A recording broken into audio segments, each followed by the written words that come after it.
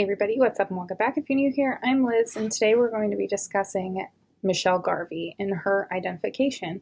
So if you're new here, I'm Liz. I talk about true crime on my channel. I talk about kind of everything: unidentified, solved, unsolved, massacres, hate crimes, all of the above. I talk about it, even just missing persons cases. If that piqued your interest, I highly suggest you hit that red subscribe button and turn your bell notification on to all. That way you know whenever I upload, because I kind of upload frequently during the week. Some months I do have dedicated topics I like to cover, but this month I don't. So, Michelle Garvey. And I think I kind of have done that for this month because there's been so many unidentifieds being identified this year that I wanted to just cover some of them, throw other cases in the mix, you'll see. So, on July 1st of 1982, a female body was discovered in Baytown, Texas. Now, investigators would be unable to identify her, but could only determine a few things about her. They could only determine that she had curly red hair, blue eyes, and she was between 15 to 20 years of age. They were also able to determine that she was sexually assaulted, but she died due to strangulation. There were some other identifying markings on her body. They also noted, once they tested her blood, she had O positive blood. She had a scar on her foot. Her left nipple was inverted. She only had one earring in one of her ears, and that she was approximately 5'1" to 5'5" in height. The clothing that was found on her body was that of a button-down long-sleeve shirt with a horse that was embroidered right here on the breast pocket, and it was brown in color. Her pants were also brown corduroy.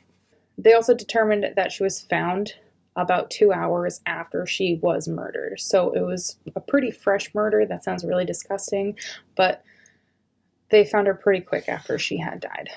So in May of 2011, her body was exhumed to obtain DNA in order to compare it to a potential match to Michelle Garvey's brother.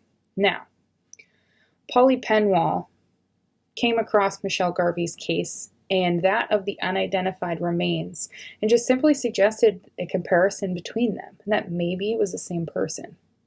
So thanks to this Polly Penwall, this is what sparked the whole thing with getting the DNA from Michelle Garvey's brother. So it intrigued the Harris County Medical Examiner and NCMEC, the National Center for Missing and Exploited Children. And because of this, Michelle Garvey was formally identified in January of 2014. This was after the Harris County Police Department contacted the Garvey family to obtain samples to cross-test in August of 2013. They would test these new samples to that of the samples that were obtained from the body in 1982. Now we know that Michelle possibly ran away from home by escaping through a window, and then she was hitchhiking on June 1st, 1982, at the age of 14. What we didn't know is that she would remain unidentified for 31 years before she would be identified. Police believe that she was brought to Texas and she was killed there because, now this is kind of a theory, her case is possibly connected to the Texas killing fields, which is something else I want to cover. That's a whole nother rabbit hole. Although there's no actual link between her case that was established and the Texas killing fields. So it's kind of like they don't really know. They think so, but they don't really know. Her body was returned to Connecticut and she was reburied on March 1st of 2014 in Montville, Connecticut. So that, my friends, is Michelle Garvey. Short and simple, sweet, to the point. I didn't want to go too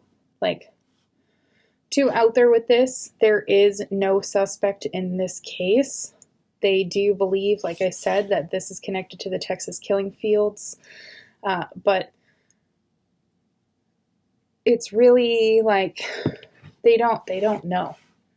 There's a lot of unsolved and unidentified cases where it's really hard for them to kind of think about what possibly could have happened and who could have killed them. It's really, really hard to kind of ascertain that fact, because there's so much uncertainty when it comes to this case. So much uncertainty.